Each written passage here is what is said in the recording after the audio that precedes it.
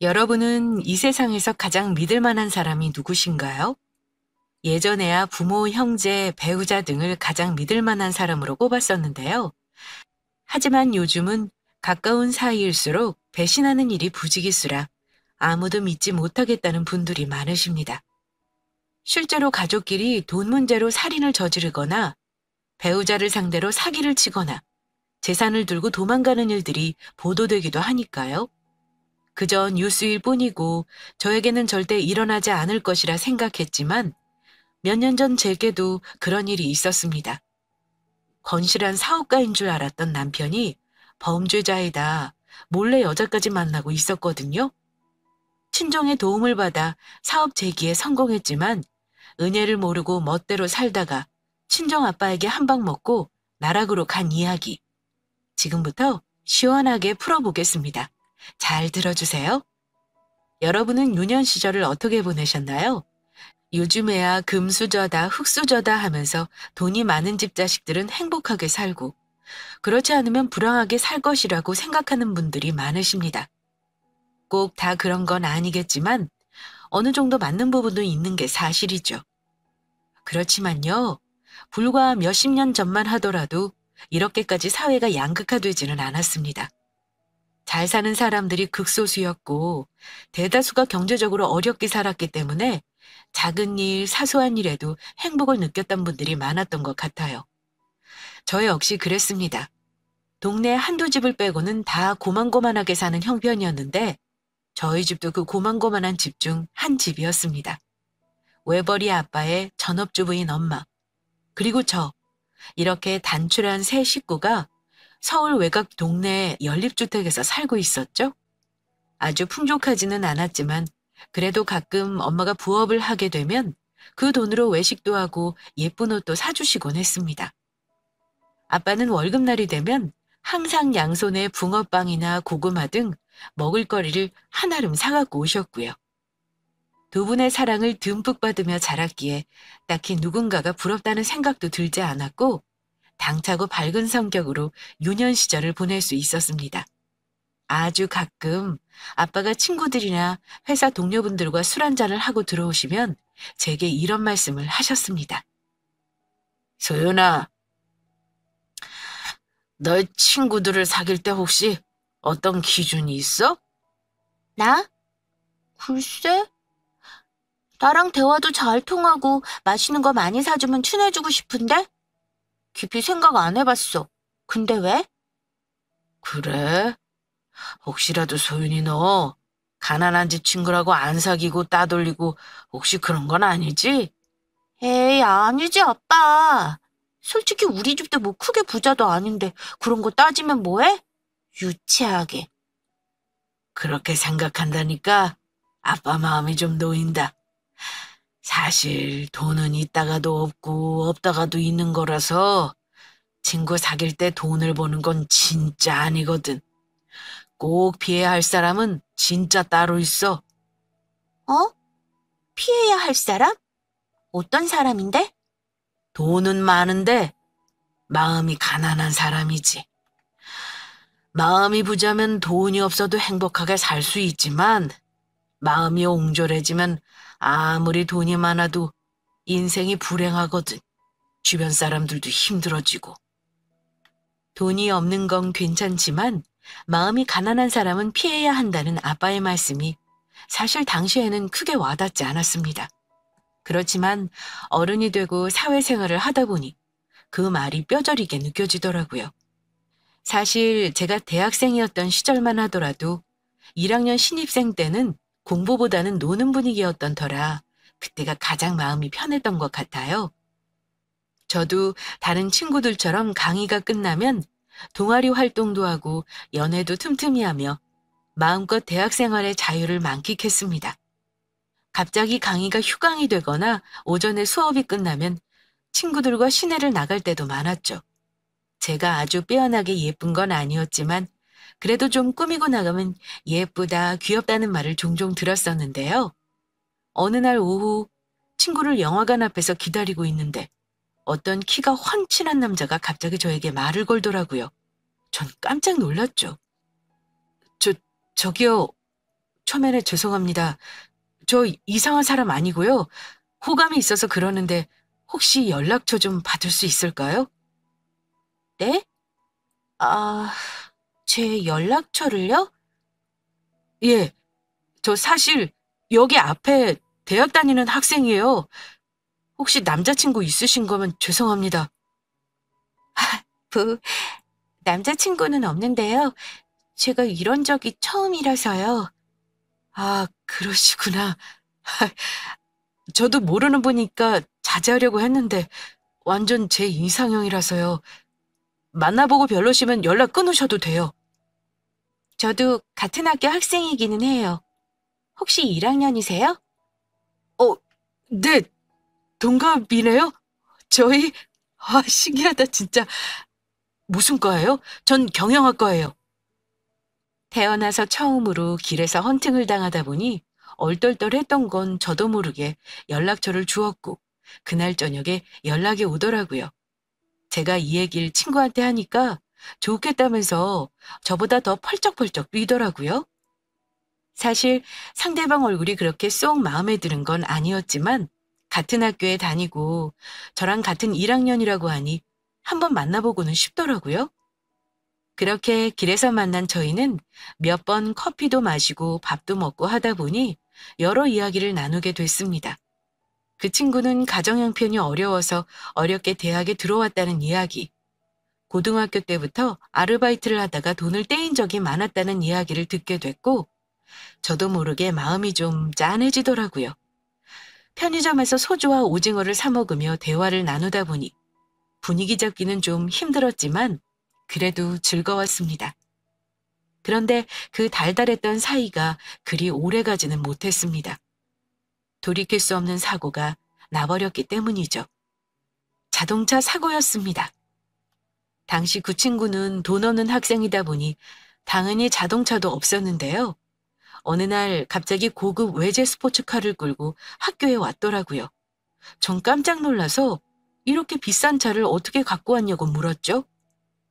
그 친구는 친한 형에게 잠깐 빌렸다면서 자랑을 하더라고요. 참 남자 허세란 어쩔 수 없다고 생각하면서도 같이 타고 드라이브를 가자는 말에 마음이 들뜨더라고요. 그렇게 차를 타고 가던 중 순간적으로 옆차가 끼어들었는데 친구는 그걸 보지 못하고 그만 충돌하고 말았습니다. 이게 천천히 갔으면 그리 큰 사고는 아니었을 수도 있었는데 전력 질주를 하다가 부딪히게 되니 차가 아예 뒤집히더라고요. 전 이대로 죽는구나 하는 생각이 들어 앞이 캄캄했지만 하늘이 저희를 도와주었는지 다행히 둘 다 생명에는 지장이 없었습니다. 물론 그 친구가 고의로 사고를 낸 건 아니었지만 조금만 신중했으면 사고는 안 났을 텐데 하는 생각도 들고 원망이 되더라고요. 그 후로 차를 타면 항상 그 사건이 떠오르면서 트라우마도 생겼고 그래서 그 사고 이후로 그 친구와 다시 만나기가 좀 꺼려지더라고요. 아무리 나이가 20살이라지만 사람이 좀 가벼워 보이는 것도 있었고요. 그렇게 허무하게 첫 연애가 끝나고 1학년이 끝나자 그 친구는 군대를 갔습니다. 저는 학교 생활에 다시 충실했습니다. 전 식품영양학을 전공했는데 졸업 후에는 학교나 기업체 영양사로 대부분 취업이 되기 때문에 취업에 대한 걱정은 그리 크지 않은 상황이었어요. 이후 시간이 지나고 제가 학교를 졸업할 무렵 낯익은 얼굴이 보였습니다. 제대한 전 남자친구였죠. 소윤아, 오랜만이다. 나 기억하지? 어, 이게 누구야? 지승이구나. 3년 만이다, 우리. 제대하고 너 바로 복학 안 했지? 한동안 안 보이더라고. 좀 일이 있어서 잠깐 쉬었어. 이제 복학해서 정신 차리고 졸업해야지. 넌 더 예뻐진 것 같네? 그래? 나야 뭐 똑같은데. 후배들하고 같이 시험 보려면 너 공부 진짜 열심히 해야겠다. 요즘 신입생들은 우리하고 달라. 정신 바짝 차려야 돼. 그렇더라. 보니까 분위기가 우리 때하고는 확 다른 것 같아. 잘해야지 뭐. 우리 진짜 오랜만에 마주쳤는데 나중에 밥이나 한번 먹자. 3년 만에 우연히 만난 저희 두 사람은 반갑기도 하고 서로 안부가 궁금해 술자리를 갖게 되었습니다. 처음에는 그냥 반가운 마음에 만났지만 2번이 되고 3번이 될수록 다시 한번 잘해볼까 하는 마음이 생기더라고요. 솔직히 지승이를 만나기 전에 다른 남자친구도 사귀어봤지만 지승이처럼 편하지는 않았거든요. 그래서 그렇게 오래가지 못한 것도 있었고요. 지승이는 술을 마시며 어려운 집안형편 때문에 휴학을 하고 아르바이트를 했다고 하더라고요. 빨리 졸업해서 좋은 회사에 취업하고 독립도 하고 싶다는 말을 들으니 확실히 예전보다는 생각도 깊어지고 성숙해졌다는 생각이 들었습니다. 저도 모르게 마음이 다시 이쪽으로 기운 거죠. 그렇게 저희는 다시 연애를 시작했고 저는 학교 졸업 후 한 중소기업의 영양사로 취직했습니다. 지승이는 학교에서 열심히 공부해 꽤 우수한 성적으로 졸업을 하게 되었습니다. 하지만 막상 사회에 나와보니 학교 성적이 좋다고 사회생활을 다 잘하는 건 아니더라고요. 저희 학교 이미지가 그래도 좀 좋은 편이어서 오라는 회사도 많았거든요. 그런데 막상 지승이는 한 회사에 오래 붙어 있지를 못했습니다. 길면 3개월, 짧으면 한 달 만에 퇴사를 반복했습니다. 그 모습을 옆에서 지켜보니 참 안타깝게 그지없더라고요. 본인도 당연히 힘들어했고요. 소연아, 나 그만둘까 봐. 진짜 왜 나랑 맞는 회사가 이렇게 없지? 정말? 그렇게 힘든 거야? 쥐승이 너 예전 회사랑도 잘 안 맞는다고 한 달 만에 나왔잖아. 소윤이 넌 조직 생활을 하는 직업이 아니니까 잘 모를 거야. 특히 남자들은 사회생활하면 완전 정글 그 자체라니까. 진짜? 그 정도로 사람관계가 힘든 거야? 당연하지. 뭐 조금만 일 잘하면 옆에서 질투하고 깎아내리려 하고 또 적당히 하고 빠지려고 하면 잔머리 쓴다고 또 뭐라 하고 나보고 어떻게 하라는지 모르겠어 진짜. 얘기만 들어도 나까지 답답해진다. 팀장님하고는 얘기해봤어? 얘기해도 뭐 참아라. 몇 년 지나면 익숙해진다. 이런 얘기뿐이지 뭐. 개선할 생각은 안 하고 말이야. 생각할수록 정말 토 나오고 욕 나온다. 그렇구나. 너 정말 힘들겠다. 참, 이게 아무리 좋아 보이는 회사도 다니기가 쉽지는 않은 거구나. 나도 그냥 회사 생활했으면 못 버텼을 것 같네. 당연하지. 소윤이 아마 넌 한 일주일 일하고 뻗을걸? 이게 일이 문제가 아니라 사람 스트레스가 진짜 장난이 아니야. 뭐 내가 도와줄 수 있는 것도 없고. 어쨌든 기운내 지승아. 사람이 다 자기한테 맞는 일이 있다잖아. 하도 스트레스 받으니까 이제 부모 원망까지 들어. 내가 돈 있는 부모 만났으면 사업이나 크게 해보는 건데. 난 직장 체질이 아니라 사업가 체질인 것 같아 아무래도. 사업? 에이, 뭐 사업은 아무나 하나? 사업 잘하려면 그것도 경험이 많아야 하는 거잖아. 소연아, 그거 다 옛날 소리야. 외국에는 경험 하나도 없어도 성공해서 벼락부자 된 창업자들 엄청 많잖아. 정말 이럴 때는 소연이 네가 너무 부러워. 그래도 넌 부모님 지원이 있잖아. 나? 나야 뭐 아빠가 퇴직을 안 하셔서 그런 거고 나도 금수저는 아닌데 뭘. 진짜 내가 다시 태어나면 너희 집 강아지로라도 태어나고 싶다니까. 난 아무리 죽어라 이래도 회사 직원밖에 할 수가 없잖아. 조금만 경제적으로 도와주는 사람이 있으면 내가 진짜 보란 듯이 일어설 수 있는데. 이런 하소연 아닌 화소연을 듣게 되니 저도 참 고민이 많아지더라고요. 제가 돈이 많다면야 남자친구에게 하고 싶은 일 해보라며 돈이라도 빌려주겠지만 전 돈이 없고 부모님이 돈이 있으셨으니까요. 그렇게 남자친구는 회사를 다니다가 말다 하다가 작은 중소기업에 정착을 하게 되었습니다.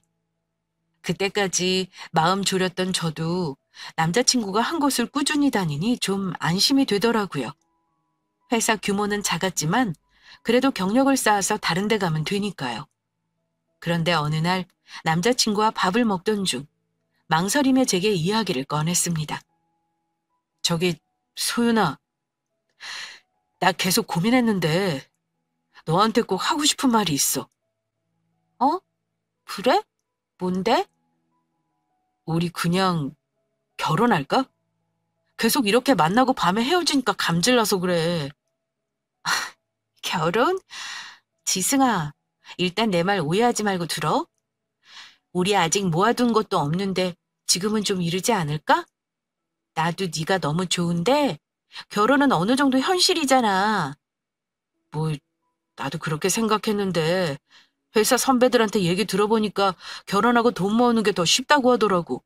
오히려 미혼 때는 돈이 많이 나가고 결혼해서 가정 꾸리면 확 모인대. 그리고 우리 혼인신고하면 신혼부부라 집 구하는 것도 더 쉽고. 그래?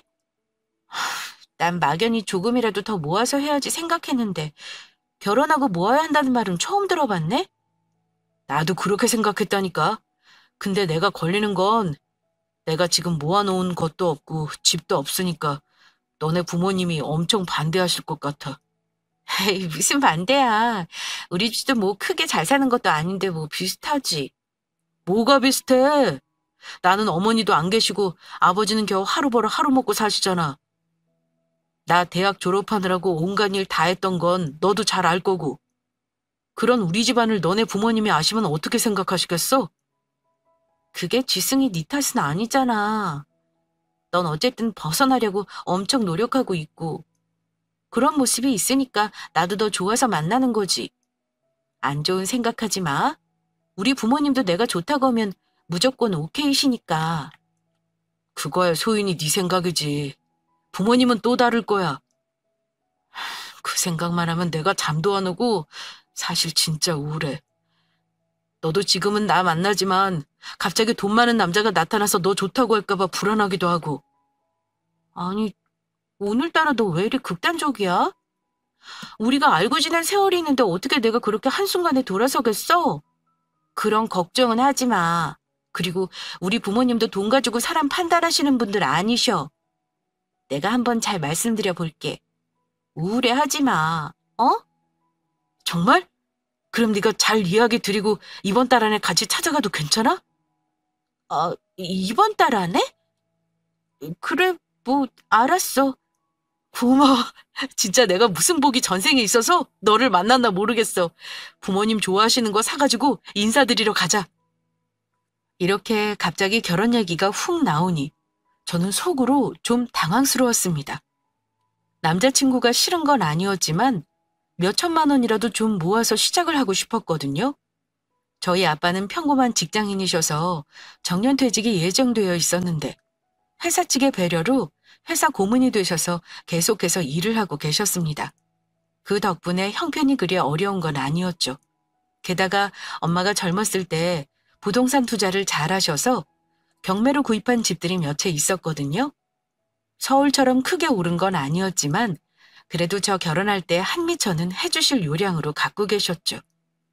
남자친구를 만나본 부모님은 사람은 좋아 보이기는 하는데 결혼을 서두르는 것 같아서 그게 걸린다는 말씀을 하시더라고요. 전 당시 남자친구가 안쓰러운 마음에 제가 좀 고생스럽더라도 빨리 결혼해야겠다고 생각했습니다. 그래서 엄마에게 어차피 이 사람하고 같이 살 건데 좀 일찍 해서 자리 잡고 싶다고 이야기 드렸죠. 엄마는 웬만하면 다 제 편을 들어주셨거든요. 엄마는 그렇게 서둘러야 하냐며 절 말리셨지만 하나밖에 없는 딸이 결혼하고 싶다고 보채더니 결국 제 손을 들어주셨습니다. 하지만 결혼 준비가 순조로운 건 아니었습니다. 생각보다 넘어야 할 산들이 있더라고요. 보통 결혼 전에 양가 상견례를 하잖아요. 그것부터 문제였습니다.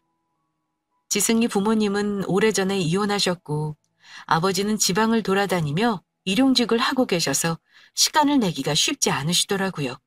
결국 결혼식 올리기 일주일 전에 겨우 그쪽 아버님이 시간이 나셔서 만났고 아버님은 술을 좀 드셨는지 잘 부탁드리는 말씀만 하시더라고요. 솔직히 저희 부모님은 그 자리에서 티는 내지 않으셨지만 내심 서운해 하셨습니다. 이해 못할 것도 아니었죠. 저희 집에서는 저 하나밖에 없어서 바라는 것도 많으셨는데 부모님 기준에는 못 미치는 부분이 많았으니까요. 둘 다 돈이 없던 저희는 신혼여행도 생략하고 신혼집도 그냥 지승이가 사는 오피스텔에서 시작하겠다 하지만 부모님 마음이 어디 그런가요? 저희 엄마는 갖고 있던 부동산을 팔아서 보태주겠다고 하시더라고요. 그 덕분에 정말로 감사하게도 경기도 쪽의 새 아파트에서 신혼생활을 시작하게 됐습니다. 신혼여행도 좋은 곳으로 다녀왔고요. 지승이는 정말 평생 잘하겠다며 눈물을 흘리고 저희 부모님께 큰절을 했죠. 신혼여행을 다녀온 후 지승이는 한 달 정도 회사에 잘 다니는 것 같더니 또다시 제게 예전 이야기를 꺼냈습니다. 사업을 하고 싶단 얘기였죠. 이제 결혼도 했고 가정도 꾸렸으니 남부럽지 않게 제게 잘해주고 싶은데 쥐꼬리만한 월급 가지고는 미래가 없다는 거였습니다. 자기가 생각하는 사업을 할 수 있게 도와달라고 제게 간청을 하더라고요. 저는 처음에 엄마가 부동산 정리해서 우리 집까지 해주셨는데 무슨 도움이냐며 안 된다고 했죠. 하지만 남편이 저리 매일 술을 마시고 힘들어하는 모습을 보니 저 역시 마음이 좋지 않더라고요. 지금 생각하면 참 철이 없지만 전 엄마에게 슬며시 말을 꺼냈습니다. 도와달라는 거였죠.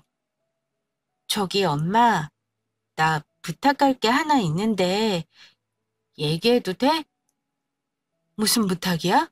엄마가 할 수 있는 거면 당연히 들어주지. 얘기해봐. 다른 게 아니라 남편이 회사를 관두고 사업을 하고 싶어 해. 예전부터 계속 얘기해왔던 건데 형편이 안 되니까 포기하려고 해도 이게 마음이 자꾸 그쪽으로 기우나 봐. 요즘 자주 술 마시고 하소연하는데 엄마가 혹시 조금 도와줄 수 있을까 해서. 그래? 아유, 하나밖에 없는 사위인데 그러면 엄마가 최대한 도와줘야지. 근데 무슨 사업을 한대? 인테리어 사업을 하고 싶나 봐. 그쪽에서 오래 일했던 친한 형이 있는데 같이 시작해보자고 한대. 남편은 자기가 지금 다니는 회사가 자재회사니까 인테리어 사업 시작하면 도움받을 수 있는 게 많다고 너무 좋은 기회라고 그러더라고. 그래? 엄마도 주변에서 얘기 들어보니까 인테리어 사업하는 사람들이 많긴 하더라. 수요가 많대. 그럼 엄마 부동산 남은 거 정리해서 도와줄 테니까 그럼 한번 시작해보라고 해. 아빠한테는 당분간 말하지 말고 아시면 한 소리 하신다. 정말이 엄마? 너무 고맙고 미안해. 대신에 사업 잘 되면 그 돈 이자까지 쳐서 꼭 갚을게. 고마워, 엄마. 뭐가 고마워, 고맙기는. 여유되면 당연히 가족끼리 돕고 그러는 거지. 김서방이 사업 잘 되면 너도 편하게 살고 좋은 거지 뭐. 그러면 조만간 부동산 정리되는 대로 김서방 계좌로 보내줄 테니까 그리 알고 있어. 결국 남편은 저희 친정엄마 도움으로 사업 자금을 마련했고 그래도 조금 부족한 돈은 제 이름으로 대출까지 받아 사업을 시작했습니다. 남편이 시작한 사업은 인테리어 사업이었는데 그쪽 업계에서 꽤 오래 일했다는 친한 형과 같이 시작한다고 하더라고요. 남편은 저희 엄마에게 고마웠던지 한 6개월 정도는 주말마다 찾아가서 맛있는 걸 사드리거나 건강보조식품 등 몸에 좋다는 건 죄다 사들고 가자더라고요. 전 그렇게까지 안 해도 된다고 했지만 내심 처가 식구들을 잘 챙기려는 모습에 고마운 마음은 생기더군요. 친정아빠는 처음에는 아무것도 모르셨지만 나중에 남편과 술 한잔 하시면서 사실을 알게 되셨고 기왕 시작한 거니 잘해보라고 흔쾌히 밀어주셨습니다. 그렇게 남편 일은 정말 거짓말처럼 술술 잘 풀렸습니다. 회사 다닐 때는 매일 죽상이던 사람이 본인이 사장이 되니 물 만난 고기처럼 일에 매달려 살더라고요. 진작 사업을 시작했더라면 더 잘 풀렸을 수 있었을 텐데 뒤늦게 시작하게 한 것 같아 미안한 마음까지 들 정도였죠. 물론 사업이 실패했다면 원망이 모두 남편에게 갔겠지만요. 남편은 자리 잡은 지 몇 달 만에 회사에 다녔던 것보다 더 많은 돈을 번다며 제게 자랑했고 곧 집에 갖다 주는 돈도 많아질 거라고 의기양양하게 말하더라고요. 전 내심 월급쟁이 시절보다 좀 더 여유 있게 가정을 꾸릴 수 있을 것 같아 마음이 들떴습니다. 이후 남편이 갖다 주는 돈은 월급 받을 때보다 확실히 많아졌고 전 엄마에게 빌렸던 돈도 어느 정도 갚을 수 있겠다고 생각이 들었죠. 이후 저는 남편에게 저녁을 먹으면서 얘기를 슬쩍 꺼냈습니다. 저기 자기야, 이제 슬슬 엄마 돈 갚아야 하지 않을까? 다는 못 갚더라도 매달 100만 원씩이라도 갚으면 될 것 같은데 어때? 돈? 장모님이 그때 주신 거? 아, 빌려주신 게 아니라 그냥 쓰라고 주신 거 아니었어? 뭐? 아니 그게 무슨 소리야. 그거 엄마 아빠 노후 자금으로 쓸 건데 자기가 하도 사업하고 싶어 해서 내가 설득해서 빌려주신 돈이잖아. 그랬어? 알았어. 근데 왜 정색하고 그래? 무섭게. 아니 그렇잖아. 자기가 자리를 못 잡았으면 몰라도 이제 수입도 어느 정도 안정되는 것 같은데 그럼 조금씩이라도 갚는 게 맞지. 뭐 당장 그 돈 다 달라는 것도 아니고. 누가 그걸 모르냐? 맞는 말이긴 한데 이 사업이라는 게 말이야. 종잣돈이 항상 있어야 해. 무슨 일이 생길지 아무도 모르니까. 일단 좀 기다려봐. 내가 종잣돈 좀 모이면 장모님 돈부터 갚을 테니까. 알았어. 모이면 엄마 돈 갚는다는 이야기지? 그렇다니까. 설마 내가 장모님 돈 떼먹겠어? 나 그렇게 인간 쓰레기 아니니까 걱정 말고 좀만 기다려봐. 이렇게 처음에는 조금만 기다려달라며 핑계를 대더니 한 달이 지나고 두 달이 지나도 엄마 돈 갚겠다는 얘기가 없더군요. 제가 계속 재촉을 하니 무슨 여자가 이리 돈돈거리냐며 짜증을 내더군요. 전 어이가 없어서 내가 생활비 더 달라는 것도 아니고 부모님 돈 조금씩 갚으라는 건데 이게 무슨 경우냐고 화를 냈죠. 남편은 본인이 갖다 주는 돈으로 알아서 해결하라고 했지만 생활비 주는 거로 퉁치려고 하니까 좀 아니다 싶더라고요. 당시 남편의 한 달 수입이 얼마인지를 대충 알고 있었거든요. 아니 그렇게 하고 싶어 하는 일을 저희 부모님 돈으로 썼으면 자기 씀씀이를 줄여서라도 갚을 생각을 해야 하는 거 아닌가요? 엄마 돈은 갚을 생각이 없고 본인 씀씀이에 아끼지를 않더라고요. 겉으로야 저한테 손님 접대를 해야 하니 골프를 해야 한다, 명품 옷을 입어야 한다 했지만 솔직히 자기 치장하려고 그러는 게 눈에 훤히 보였습니다. 게다가 가족이니까 대충 안 갚아도 되겠지 생각하는 그 모양새가 정말 치가 떨릴 정도로 싫더라고요. 진짜 저희 부모님이 돈이 있고 없고를 떠나서 정말 돈 때문에 칼부림 난다는 말이 어떤 뜻인지 알겠더라고요. 그렇게 저희 둘 사이는 조금씩 금이 가기 시작했고 전 엄마에게 돈 갚을 생각 없으면 소송까지 갈 거니까 알아서 하라고 했죠. 남편은 설마 제가 소송까지 하겠어 하는 생각에 크게 신경 쓰지 않는 눈치였습니다. 저희 엄마는 티는 안 내셨지만 사위에게 얼마나 배신감을 느끼셨을지 생각하니까 참 눈물이 나더라고요. 그런데 그것 말고도 남편의 수상쩍은 행동이 하나 더 있었습니다. 이 핑계 저 핑계 대고 주말에 외박하는 일이 잦아졌거든요. 처음에는 일이 바빠서 그런가 보다 했는데 주말에 거래처도 분명 쉴 텐데 나간다고 하는 게 좀 이상하다 싶더라고요. 그래서 남편이 주말에 거래처에 간다기에 잠자코 있다가 제 차를 끌고 몰래 뒤를 따라가 봤습니다. 남편 차는 한참을 달리더니 한적한 시골에 있는 한 낚시터에서 차를 세우더라고요. 머리도 식힐 겸 친구랑 낚시하나 보다 하고 안심하고 돌아 나오려는데 무언가 느낌이 좀 이상해서 남편의 뒤를 계속 쫓아가 봤습니다. 아니나 다를까 낯선 여자와 낚시터에서 인사를 하더니 둘이 팔짱을 끼고 낚시터에서 데이트를 하더라고요. 인사하는 것까지는 그래도 그럴 수 있다고 생각했는데 팔짱 끼고 뽀뽀하고 하는 꼬락서니를 보니 말로만 듣던 불륜인가 싶었습니다. 순간적으로 머리가 어지럽고 앞이 캄캄해지더라고요. 드라마에서나 볼 법한 짓을 눈앞에서 제 남편이 저지르고 있었으니까요. 남편보다 한 10살은 어려 보였는데 대학생 같은 애를 상대로 이게 대체 뭐 하는 짓인가 싶었죠. 장모에게 빌린 사업 자금도 갚지 않고 바람까지 폈으니 전 뒤도 안 돌아보고 이혼을 결심했습니다. 그나마 다행인 건 아직 아이가 없다는 거였죠. 부들부들 떨리는 손으로 운전을 하고 집으로 돌아왔는데 남편 생각만 해도 소름이 끼치더라고요. 제 앞에서는 남편인 척하지만 그 여자가 있으면 세상 둘도 없는 남자친구가 되었을 테니까요. 20살 때 만났던 그 풋풋했던 모습은 싸그리 사라지고 천하의 나쁜 배신자가 되어 남도 못한 사이가 되어버린 거죠. 그렇게 폭풍 같은 주말이 지나고 월요일이 되니 남편이 집으로 돌아왔더군요. 전 싸늘하게 말했습니다. 주말까지 일하고 온 거야? 일이 많아서 참 피곤했겠네? 뭐 항상 그렇지. 적응돼서 괜찮아. 단도직입적으로 말할게. 우리 엄마 돈 앞으로도 계속 안 갚을 생각이야? 아이, 또 그 얘기야? 솔직히, 참. 내가 이 말까지는 안 하려고 했는데 말이야.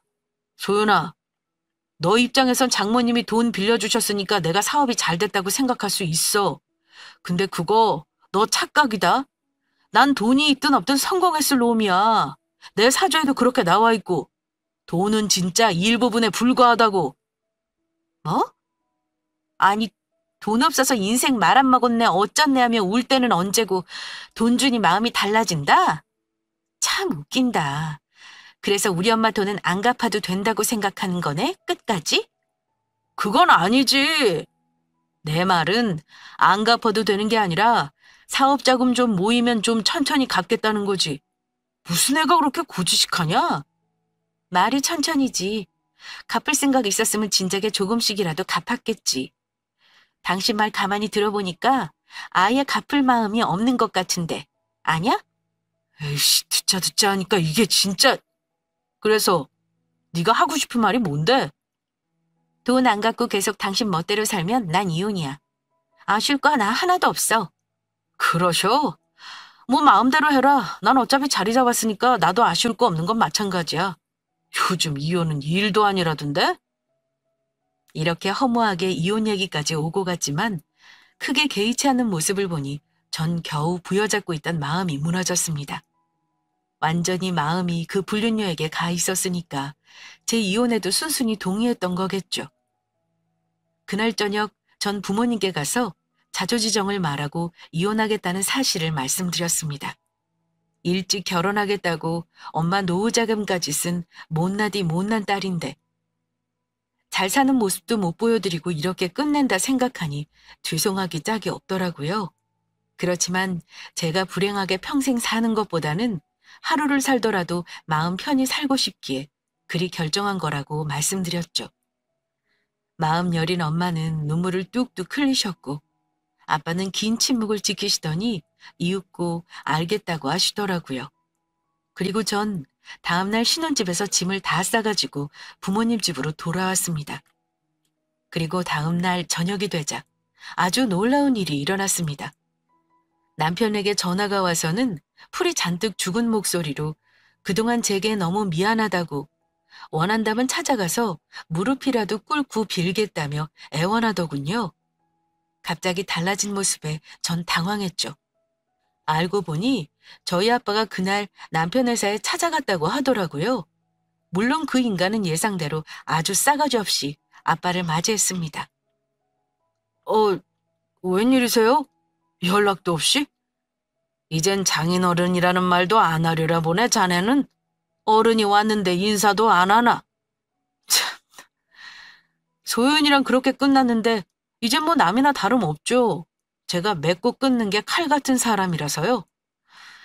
찾아오신 용건이 뭡니까? 그래? 이걸 보고도 그 소리가 나온지 보겠네. 눈이 달렸으면 와서 보든지. 아니, 이게 뭡니까? 혹시 제 뒷조사 하셨어요? 장인어른 흥신소 운영하십니까? 자네는 이제 다 끝났네. 그동안 소윤이랑 얽혀 있어서 잠자코 내가 지켜봤는데 이제 내 딸 남편이 아니니 나도 마음대로 하겠네. 알고 보니 아빠는 전 남편 회사에 찾아가 한 통의 서류를 던졌다고 합니다. 남편이 서류를 들춰보니 본인이 했던 나쁜 짓들이 고스란히 찍혀져 있는 사진들이더라고요. 남편이 차린 회사는 최근 상장까지 될 정도로 규모가 커졌는데 이를 악용해 주가 조작을 했고 회사 돈을 자기 마음대로 횡령까지 했었습니다. 내부 직원이 진술한 녹음 파일까지 있었죠. 게다가 인테리어가 끝난 후 더 이상 쓸 수 없는 자재들을 몰래 산에 가서 버린 사진, 이를 목격한 목격자 진술 파일까지 있었습니다. 남편은 눈물 콧물을 다 쏟으며 저희 아빠의 바지가랑이를 잡고 매달렸다고 합니다. 이 사실이 모두 다 밝혀지면 남편은 대표 자리에서 물러나는 건 물론 감옥살이까지 하게 될 수 있기 때문이었죠. 장인어른, 부디 예정을 생각해서라도 한 번만 좀 넘어가 주시면 안 될까요? 제가 소윤이가 원하는 대로 위자료며 재산 분할이며 다 하겠습니다. 장모님께 빌렸던 돈도 이자까지 쳐서 모두 갚겠습니다. 지금 만나는 여자랑도 당장 끝낼 수 있어요. 예? 제발 부탁드립니다. 내가 처음부터 자네 정체를 모르는 줄 알았나? 소윤이 결혼할 때 내 절친이 왔는데 자네 얼굴을 보더니 얼굴이 새파래지더구만. 내가 놀라서 왜 그러냐 하니까 자네가 여전히 내 친구 가게에서 돈 떼먹고 도망갔다고 나쁜 놈이라고 하더구만. 난 그때만 해도 젊었을 때 실수겠거니 하고 넘어갔는데 사업하겠단 말 듣고 소윤이한테 말도 안 하고 자네 뒤를 캐봤지. 그랬더니 자네 겉으로는 사업한답시고 폼 잡고 다니고 뒤에서 나쁜 짓은 다 하고 다녔더만. 게다가 내 딸 놔두고 다른 여자까지 만나? 난 더 이상 참을 이유가 없네. 경찰에 신고할 테니까 자네가 저지른 일은 자네가 책임져. 아이고 장인어른, 죄송합니다. 제가 천하의 나쁜 놈입니다. 그저 전 남들 못지않게 소윤이랑 잘 살고 싶어서 방법을 찾다 보니까 그렇게 된 거예요. 여자 문제도 그렇습니다. 제가 좋다고 쫓아다닌 게 아니고요.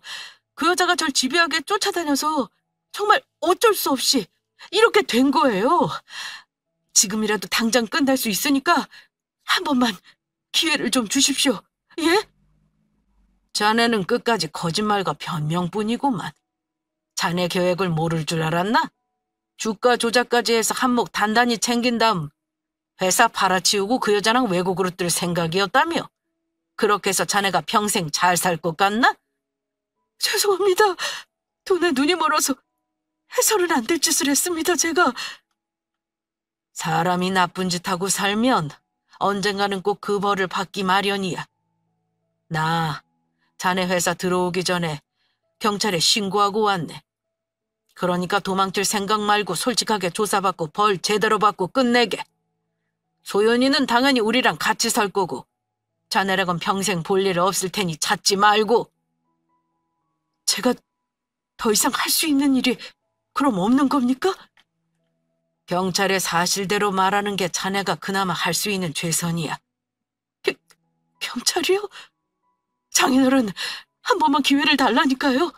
예, 장인어른! 그렇게 아빠 말이 끝나자마자 경찰이 들이닥쳤고 남편 회사는 압수수색 당했습니다. 결국 남편은 주가 조작 혐의와 사기 혐의에 이혼 소송까지 겹쳐 탈탈 털리게 되었습니다.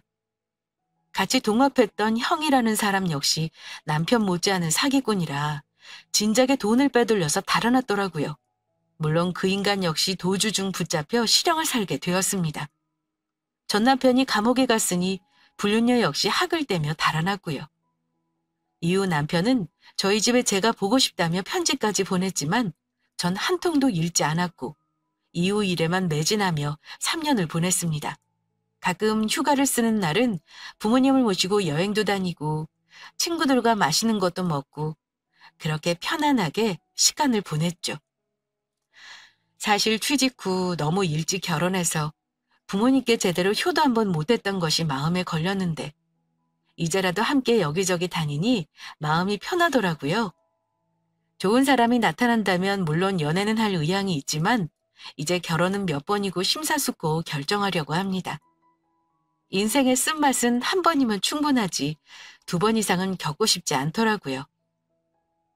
물론 정말 좋은 사람과 결혼해서 행복하게 사시는 분들도 많으시겠지만 저처럼 한번 되어보신 분은 정말 신중할 필요가 있겠더라고요. 인생의 앞날은 아무도 모르지만 배우자에게 나쁜 짓 한 인간은 언젠가는 천벌을 받게 된다는 말을 저는 꼭 믿고 싶습니다. 여러분은 지금 어떤 배우자와 살고 계신가요? 나의 마음을 편안하게 해주는 사람이 진정한 사랑이라는 걸 기억하시길 바라겠습니다.